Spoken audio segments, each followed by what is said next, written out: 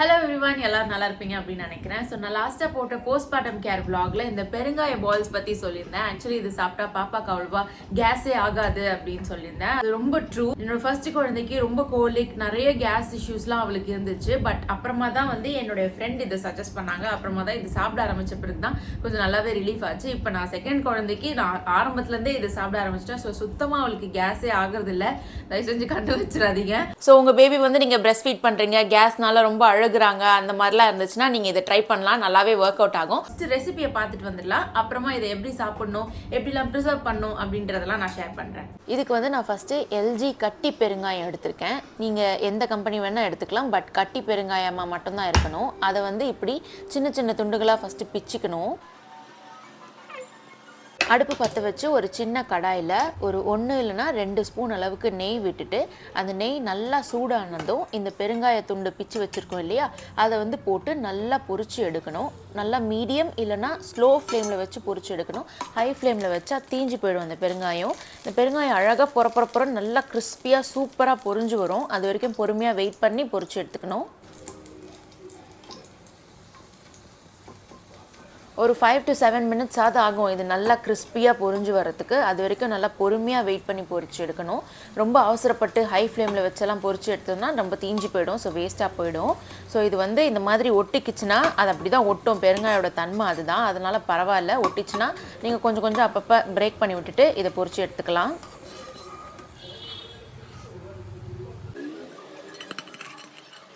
பொரிச்சு எடுத்த பெருங்காயத்தை இப்படி தட்டில் போட்டு ஃபஸ்ட்டு ஸ்பூனை வச்சு அதை நல்லா வந்து இப்படி செப்பரேட் பண்ணிவிடுங்க. அது கொஞ்சம் சூடு ஆற நீங்கள் என்ன பண்ணணும், இந்த ஸ்பூனை வச்சு நல்லா அதை நசுக்கி விடணும். அது வந்து பவுடர் ஆகணும். அது வரைக்கும் இந்த ஸ்பூனில் வச்சு இந்த மாதிரி நல்லா இப்படி மேஷ் பண்ணி விடணும்.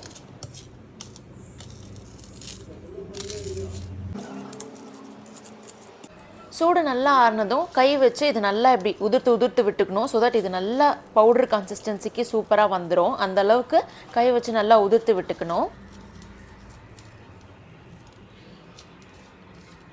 இது கூடவே இப்போ நம்ம வந்து நாட்டு சர்க்கரை சேர்க்க போகிறோம். இந்த நாட்டு சர்க்கரை எந்த அளவு சேர்க்குறோன்றது தான் ரொம்ப ரொம்ப முக்கியம் இந்த மொத்த ரெசிபிலையுமே. அதாவது 1 பங்கு பெருங்காயத்தூள் இருக்கு இல்லையா, இந்த உதிர்த்த பெருங்காயத்தூள், அதுக்கு அப்படியே டபுள் பங்கு நாட்டு சர்க்கரை சேர்க்கணும். 1:2 ரேஷியோவில் சேர்க்கணும். 1 பங்கு பெருங்காயத்தூளுக்கு அப்படியே டபுள் பங்கு நாட்டு சர்க்கரை சேர்த்துட்டு இந்த மாதிரி நல்லா கலந்து விட்டுக்கிட்டு கையால் வந்து ஒரு சின்ன சின்ன உருண்டையாக வந்து அதை போட்டு பிடிச்சி வைக்கணும். நல்லா டைட்டாக போட்டு பிடிச்சி வைக்கணும்.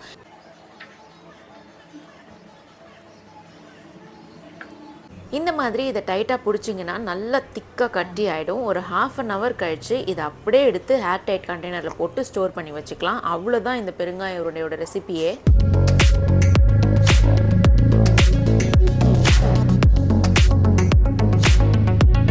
அப்படி பண்ணி இந்த மாதிரி நாங்கள் இந்த மாதிரி பாக்ஸ்லலாம் போட்டு வச்சுருக்கோம். இது ப்ரிப்பேர் பண்ணி ஆல்மோஸ்ட் 1.5 months ஆச்சு. என் குழந்தை பிறந்தப்ப எங்கள் அம்மா எனக்கு ப்ரிப்பேர் பண்ணி வச்சுருந்தாங்க.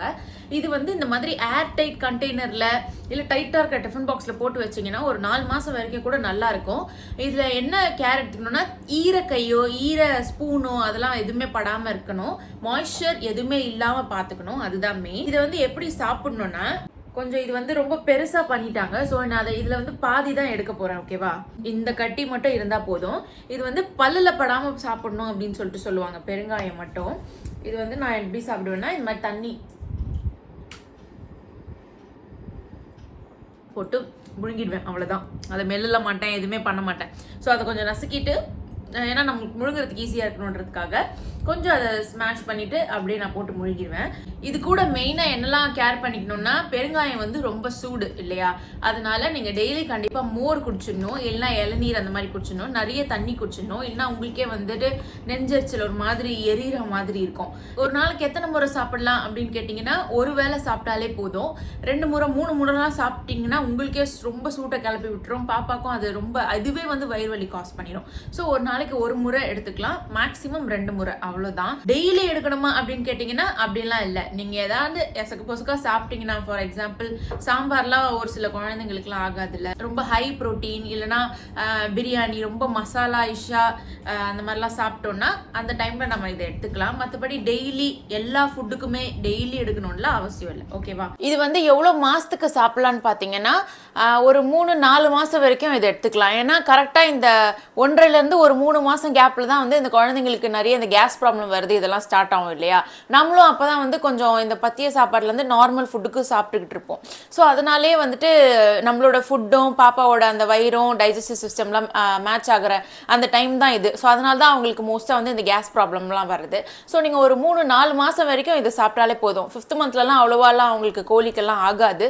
ஸோ அப்போ நீங்கள் டிஸ்கண்டினியூ பண்ணணும்னா பண்ணிக்கலாம். வேறு எதனா டவுட்ஸ் இருந்துச்சுன்னா நீங்கள் கமெண்ட்ஸில் சொல்லுங்கள். நான் அதுக்கு முடிஞ்ச அளவுக்கு நான் ரிப்ளை பண்ண ட்ரை பண்ணுறேன் எனக்கு தெரிஞ்சதெல்லாம். ஸோ நான் இந்த மாதிரி போஸ்ட்மார்ட்டம் vlog, நான் எப்படி என் பாப்பாங்களோட ஸ்பெண்ட் பண்ணுறேன், நிறைய ட்ராவல் vlog இதெல்லாம் வந்து நான் நிறைய ஷேர் பண்ண போகிறேன். ஸோ ப்ளீஸ் சப்ஸ்கிரைப் பண்ணுங்கள், சப்போர்ட் பண்ணுங்கள்.